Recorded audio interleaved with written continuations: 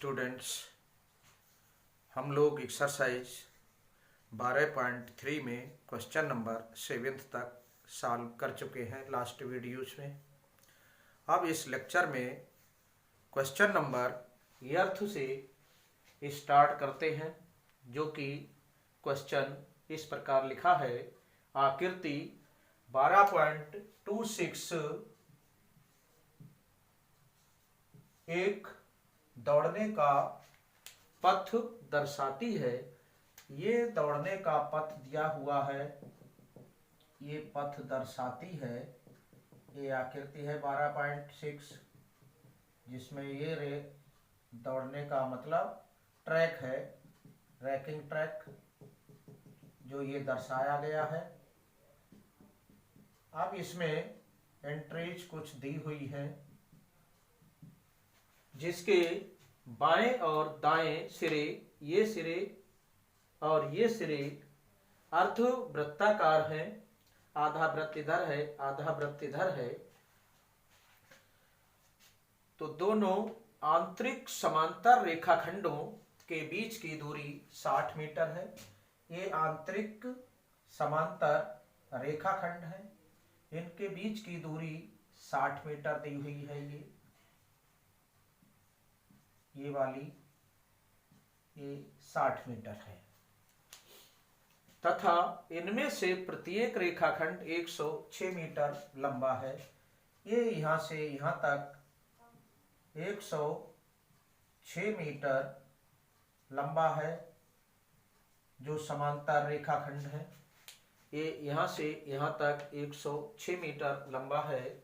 यदि ये पथ 10 मीटर चौड़ा है, 10 मीटर मीन्स ये पथ यहां से यहां तक की चौड़ाई है, जे 10 मीटर दी हुई है। हम यहां बना लेते हैं, ये 10 मीटर है, ये 10 मीटर चौड़ा है ट्रैक। तो अब इसमें आगे कहा है, तो ज्ञात कीजिए कि फर्स्ट पॉइंट है, पथ के आंतरिक किनारों के अनुदिश एक पूरा चक्कर लगाने में चली दूरी। मीन्स ये एक चक्कर पूरा लगाने में आंतरिक हिस्से पर ये चक्कर लगेगा, चाहे वो यहाँ किनारे या यहाँ किनारे के आंतरिक पथ जो है, इसके किनारे किनारे आंतरिक भुजा के ये दी हुई है राउंड। आंतरिक किनारों के अनुदिश एक पूरा चक्कर लगाने में चली दूरी ज्ञात करनी है। दूसरा है पथ का क्षेत्रफल, मतलब ये ट्रैक है, इसका क्षेत्रफल ज्ञात करना है। तो हम इस गणना के लिए पहले हम इसको नामांकित कर लेते हैं। ये दो आयत बनाएंगे, एक यहाँ बनेगा और एक ये आयत बनेगा, और ये दोनों अर्धवृत्त है। इस प्रकार हम इसका क्षेत्रफल निकालेंगे। तो पहले इसे नोट कर लीजिए क्वेश्चन को, फिर हम इसे सॉल्व करते हैं। अब इसमें पथ के आंतरिक किनारों के अनुदिश एक पूरा चक्कर लगाने में चली दूरी आपको ज्ञात करना है, ये पहला पॉइंट है। तो आंतरिक किनारे में यहाँ से चलते हैं और ये यहाँ से होते हुए, और यहाँ से ये यहाँ से होते हुए एक चक्कर में यहाँ से इस टाइप से चलेंगे हम। तो यहाँ से ये परिधि हुई अर्धवृत्त की परिधि, और अर्धवृत्त की परिधि ये है। इस तरह से ये वृत्त और ये वृत्त, अर्धवृत्त मिलकर के एक वृत्त की रचना करते हैं। तो एक वृत्त में चली दूरी परिधि की, और ये रेखाखंड और ये रेखाखंड, इतनी दूरी पथ पे चली जाएगी, यहाँ से यहाँ तक और यहाँ से यहाँ तक, और यहाँ अर्धवृत्त और अर्धवृत्त ये मिलाकर कुल एक राउंड पूरा हो जाएगा, यहाँ से यहाँ तक। ध्यान देंगे तो एक चक्कर में चली दूरी बराबर CD प्लस जे लिखा है GH प्लस GH, और प्लस ये अर्धवृत्त है, और अर्धवृत्त ये है वृत्त, अर्ध वृत्त ये दूरी मीन्स परिधि, ये अर्धवृत्तीय दूरी, अर्धवृत्तीय दूरी मीन्स आधी परिधि ये हो गई और आधी परिधि ये हो गई। तो ये हो गया है 1/2 2πr। तो इसे हम लिख देंगे πr, 2πr का πr जे हो जाएगी और πr जे हो जाएगी, तो जे बन जाएगी 2πr। और सीटी दूरी है ये 106 दी हुई है क्वेश्चन में, 106 मीटर इस टाइप से। तो 106 जे और 106 जे, तो यहाँ से 106 प्लस 106 मीटर।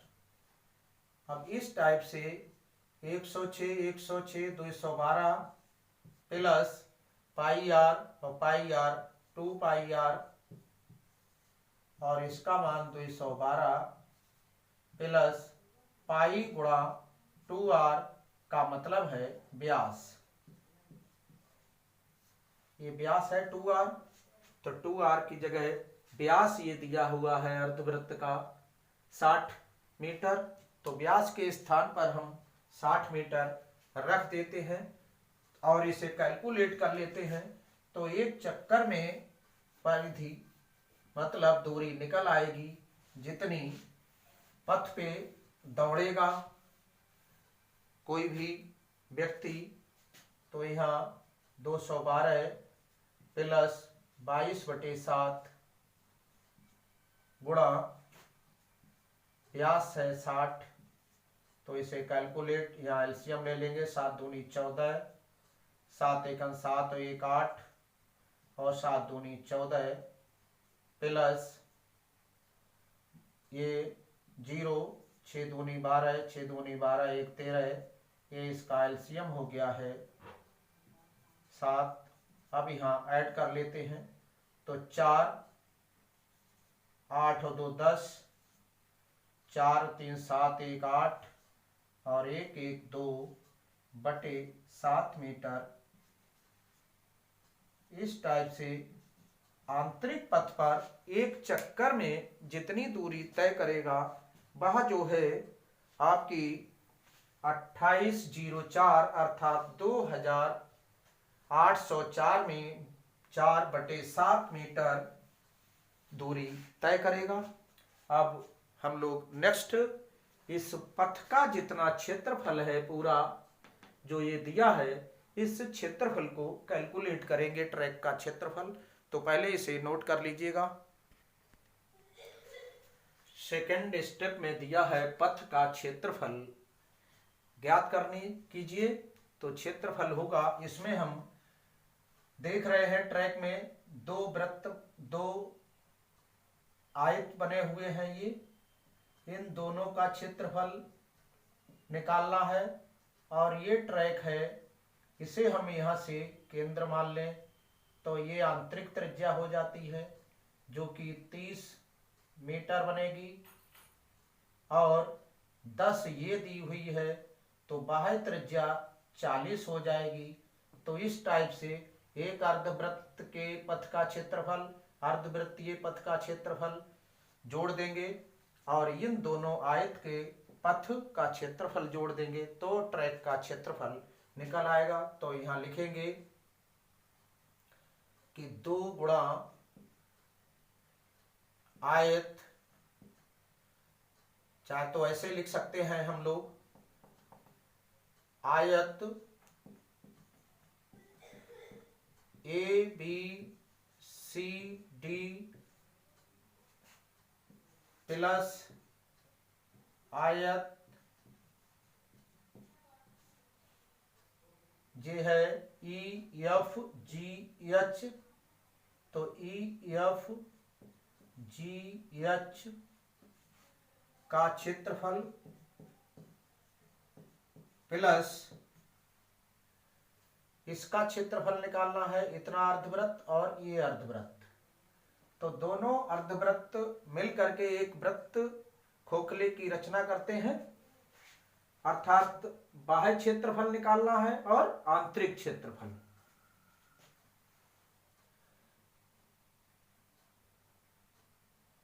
तो वृत्त का बाह्य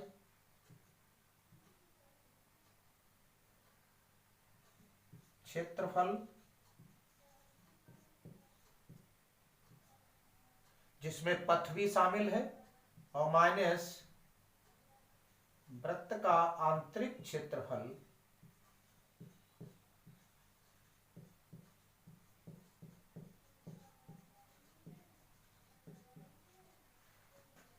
ध्यान देंगे, यहां से ये अर्धवृत्त है, यहां से यहां तक का निकालेंगे, ये पूरा यहां से इतना जे रास्ते सहित पथ सहित वृत्त का क्षेत्रफल और ये पथ रहित वृत्त का क्षेत्रफल यूं कहे तो ये इसका क्षेत्रफल हो जाएगा लंबाई गुणा चौड़ाई। तो लंबाई है 106, चौड़ाई है 10, इसमें भी 106 गुणा 10 प्लस बाहरी वृत्त का क्षेत्रफल मतलब पथ सहित वृत्त का क्षेत्रफल। पुनः एक बार और हम ये वृत्त लगा लेंगे इतना,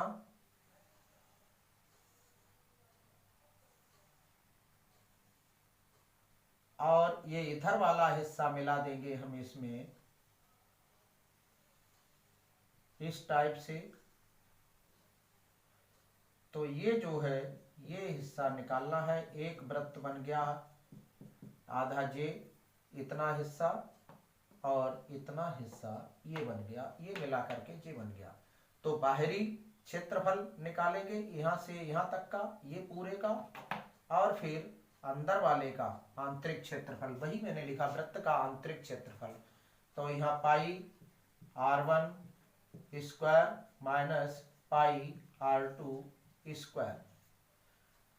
तो ये हो गया है 1060 प्लस 1060 प्लस यहाँ पाई कॉमन ले लेंगे r1 square minus r2 square.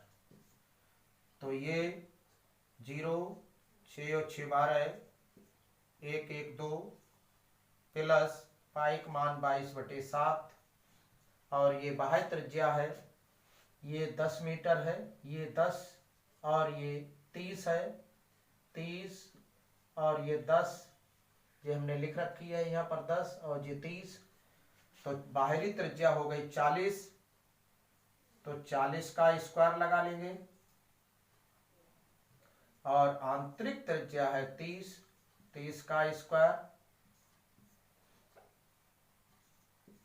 इस टाइप से, और यहाँ एलसीएम ले लेंगे 0 7 दूनी 14, 7 एकम 7 1 8 और 7 दूनी वो 7 से एलसीएम ले लिया हमने इसे। तो ये 7 0 और 7 दूनी 14, 7 एकम 7 और 1 8 और यहाँ पर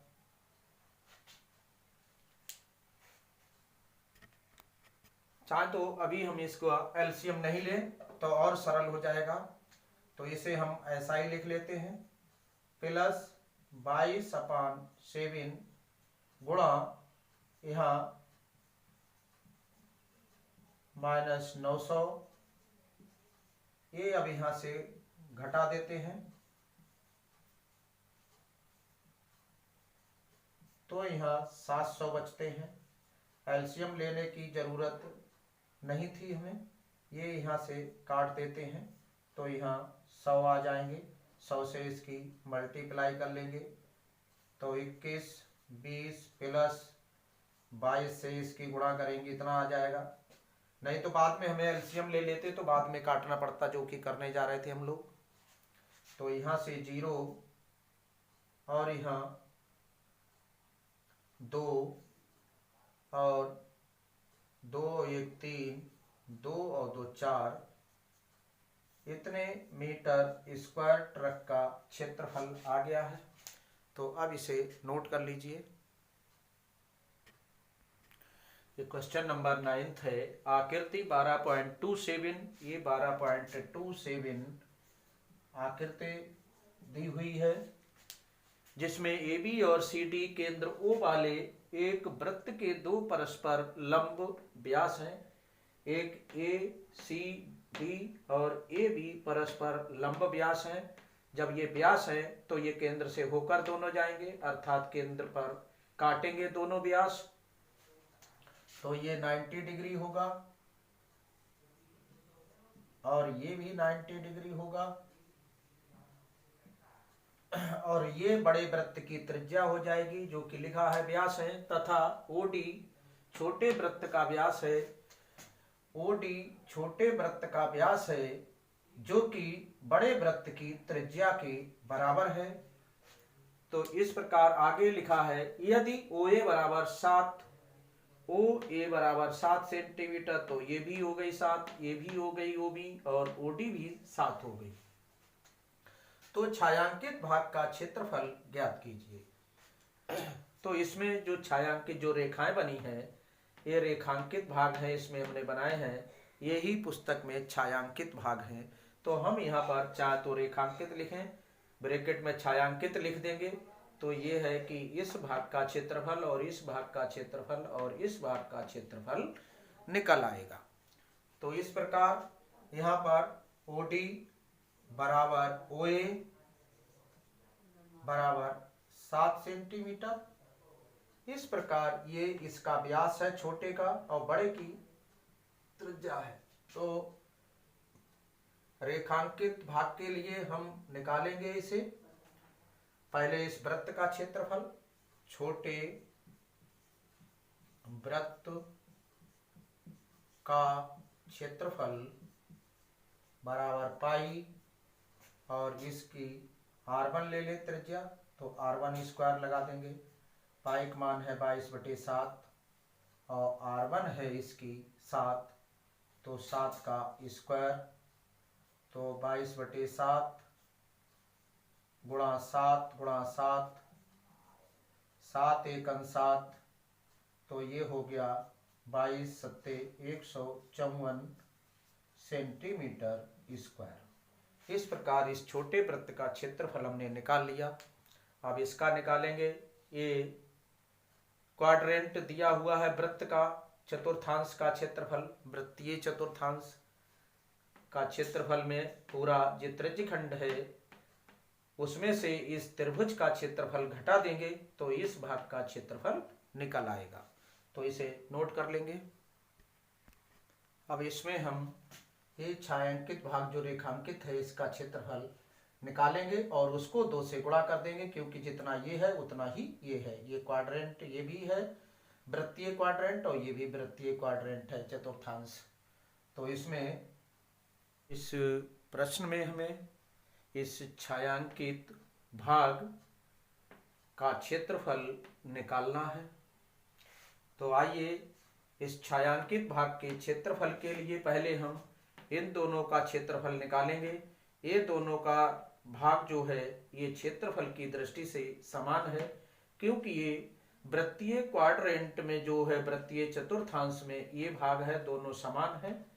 ये त्रिज्या है, ये त्रिज्या है, ये त्रिज्या और ये त्रिज्या है, इसलिए दोनों क्वाड्रेंट में जो ये रेखांकित भाग है ये क्षेत्रफल में समान होगा।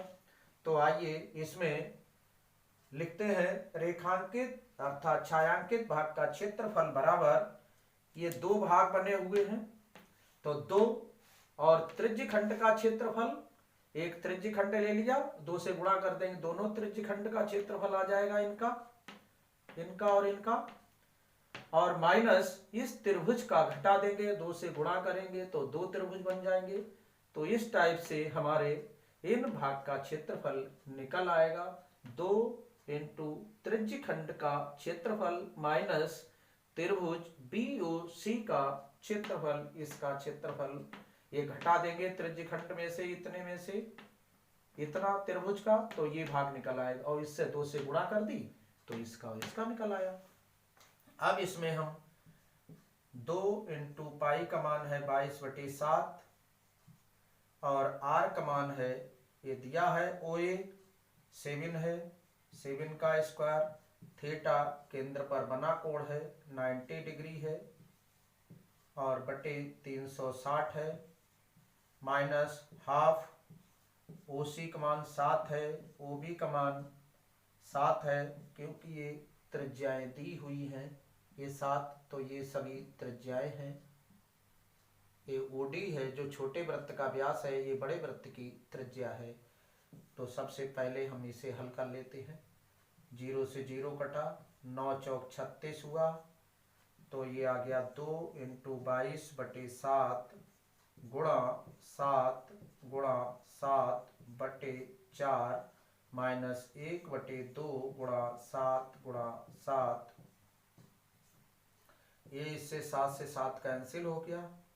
अब यहाँ से 2 से जे कट गए, 2 11 22, 2 दूनी 4 और 2 अब हम नीचे से कॉमन निकाल लेंगे, 2/2 हो जाएगा।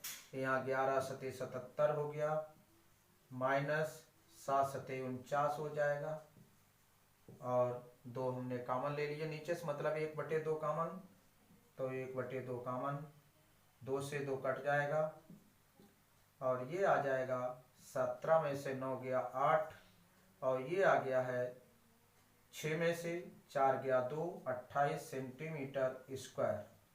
अब हम छोटे वृत्त का क्षेत्रफल निकालेंगे। छोटे वृत्त का क्षेत्रफल बराबर पाई R1 स्क्वायर हो जाएगा। तो इसका जो व्यास है वो बड़े वृत्त की त्रिज्या है, तो इसकी त्रिज्या हो गई 7/2। इस टाइप से ये पूरा व्यास है OD, जो कि OD बराबर बड़े वृत्त की त्रिज्या के बराबर है, 7 सेंटीमीटर है, तो R1 हो गई है 7/2। तो यहाँ से हम मान रख लेते हैं 22/7 इंटू R1 का मान है 7/2, इसका स्क्वायर लगा देंगे। अब हम ये 7/2 इसका स्क्वायर हो गया। अब यहाँ से हम हल कर लेते हैं। छोटे वृत्त का क्षेत्रफल 22/7 गुणा 7/2 गुणा 7/2 इस टाइप से, तो 7 एकम 7, 2 11 22, 11 सते 77 बटे 2 बराबर 2 तिया 6, 2 अट्ठे 16, 2 पंजे 10 सेंटीमीटर स्क्वायर। ये छोटे वृत्त का क्षेत्रफल आ गया। अब पूरा छायांकित भाग का क्षेत्रफल, छायांकित जो कि है रेखांकित